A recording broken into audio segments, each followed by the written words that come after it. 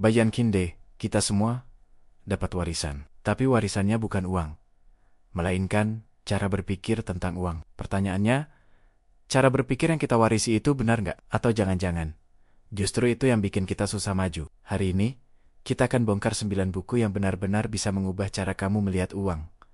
Bahkan sebelum kamu punya banyak uang. Ini bukan cuma soal teori, tapi soal mengubah mindset kamu dari akar. Yuk, kita mulai petualangan finansial kita. Buku pertama, dan ini salah satu favorit saya, adalah The Psychologist of Money, karya Morgan Housel. Buku ini seperti memberikan satu tamparan halus, tapi sangat menyadarkan. Intinya gini, cara kita memperlakukan uang itu jauh lebih penting daripada berapa banyak uang yang kita punya. Kita sering berpikir kalau jago matematika atau bisa hitung untung rugi itu sudah cukup.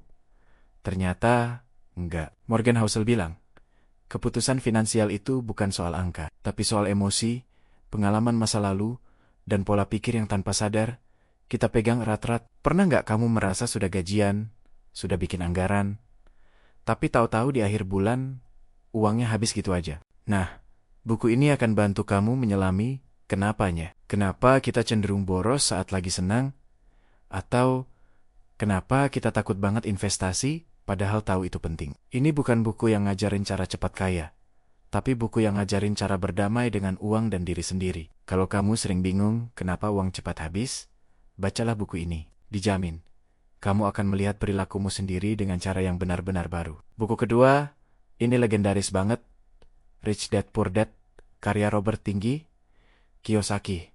Mungkin kamu sudah sering dengar judulnya. Ini kayak buku wajib bagi siapapun yang baru mulai melek finansial. Konsepnya sederhana tapi kuat banget. Robert Kiyosaki menceritakan pengalamannya punya 2 figur ayah, Poor Dad, ayah kandungnya yang seorang pegawai negeri berpendidikan tinggi, dan Rich Dad, ayah sahabatnya yang seorang pengusaha. Bukan soal kaya atau miskin secara harfiah, tapi ini soal perbedaan cara pandang mereka dalam melihat uang, aset, dan pekerjaan. Poor Dad selalu bilang, belajar yang rajin, cari kerjaan yang aman. Sementara Rich Dad bilang, belajar yang rajin, supaya kamu bisa beli perusahaan yang bagus. Perbedaan fundamental ini bikin kita sadar. Mungkin selama ini kita belajar dari ayah yang salah. Buku ini membuka mata kita tentang pentingnya membangun aset, bukan cuma mengumpulkan gaji. Setelah baca ini, kamu akan mulai mempertanyakan, apakah rumah itu aset? Apakah mobil itu aset? Jawabannya mungkin akan mengejutkan kamu. Lanjut ke buku ketiga, yang ini dari penulis lokal kebanggaan kita, Philip Mulyana. Judulnya Personal Finance 101, Pesan Utama. Buku ini bisa diringkas dalam satu kalimat kocak tapi menusuk. Gak usah beli buku ini kalau kamu udah paham cara ngatur duit. Dan tentu saja, kita semua merasa butuh kan? Yang bikin buku ini spesial adalah gayanya. Bahasanya santai, penuh humor, tapi pesannya serius banget. Philip Mulyana berhasil membuat topik uang yang sering dianggap berat dan membosankan jadi terasa ringan dan mudah dicerna. Dia membahas semua hal dasar yang perlu kita tahu, mulai dari cara bikin anggaran yang gak menyiksa, ngelola utang, sampai mulai investasi pertama. Uang itu memang urusan serius, tapi cara belajar tentang uang gak harus kaku dan menyeramkan. Buku ini bukti nyatanya. Buku keempat, kita terbang ke Jepang dengan Kakeibo karya A.E. Zen. Kakeibo itu apa sih? Ini adalah metode manajemen keuangan ala Jepang yang sudah ada sejak tahun ke-1904. Keren kan? Prinsipnya sangat sederhana dan berfokus pada kesadaran. Ada 3 langkah utama: catat, sadari, dan kendalikan. Banyak orang salah sangka, mengira Kakeibo itu metode untuk jadi pelit. Padahal bukan. Kakeibo itu tentang menjadi mindful atau sadar penuh dengan pengeluaran kita. Setiap kali mau mengeluarkan uang, kita diajak bertanya pada diri sendiri, apakah aku benar-benar butuh ini? Apakah aku bisa hidup tanpanya? Apakah ini akan membuatku lebih bahagia? Metode ini bukan sekadar mencatat pemasukan dan pengeluaran, tapi juga melatih kita untuk lebih reflektif. Cocok banget buat kamu yang sering bengong di akhir bulan dan bertanya, "Loh, uangku kemana aja ya?" Dengan Kakeibo, kamu akan tahu persis kemana perginya setiap rupiahmu. Sekarang buku kelima. Ini judul yang mungkin sering kamu lihat di mana-mana. Think and Grow Rich oleh Napoleon Hill. Jangan terkecoh sama tahun terbitnya, yaitu ke-1937, walaupun buku ini sudah tua banget. Mindset yang diajarkan masih sangat relevan. sampai sekarang. Napoleon Hill menghabiskan puluhan tahun meneliti lebih dari 500 orang paling sukses di zamannya, seperti Henry Ford dan Thomas Edison. Hasil penelitiannya dirangkum dalam buku ini. Apa kesimpulannya? Sukses itu ternyata punya pola, bukan sekadar keberuntungan. Buku ini menjabarkan 13 kebiasaan atau prinsip yang dimiliki oleh orang-orang sukses tersebut, yang bisa kamu tiru. Gratis, ini bukan buku tentang cara teknis investasi, tapi lebih ke soal membangun fondasi mental yang kuat. Bagaimana cara menetapkan tujuan yang jelas, bagaimana membangun keyakinan diri, dan bagaimana mengubah keinginan menjadi kenyataan. Buku ini mengajarkan bahwa kekayaan itu dimulai dari pikiran. Lanjut ke buku ke-6. Judulnya cukup provokatif, The Uncomfortable Truth About Money oleh Paul Podolsky. Dari judulnya saja, kita sudah bisa nebak kalau buku ini bakal jujur, blak-blakan, dan mungkin sedikit menyakitkan.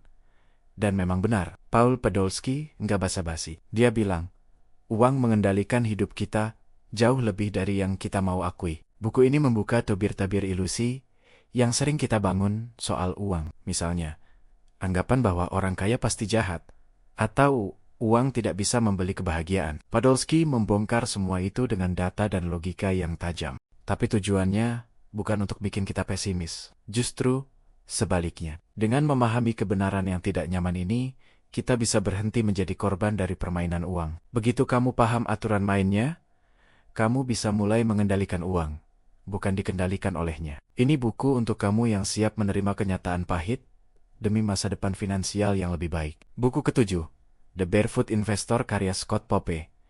Ini adalah salah satu buku finansial paling populer di Australia, dan alasannya jelas. Metodenya super sederhana dan praktis. Scott Pope adalah seorang anak desa Australia yang berhasil mencapai kebebasan finansial dengan sistem yang ia ciptakan sendiri. Sistemnya gampang banget diingat. Cuma ada 3 tahap: tanam, tumbuhkan, dan panen.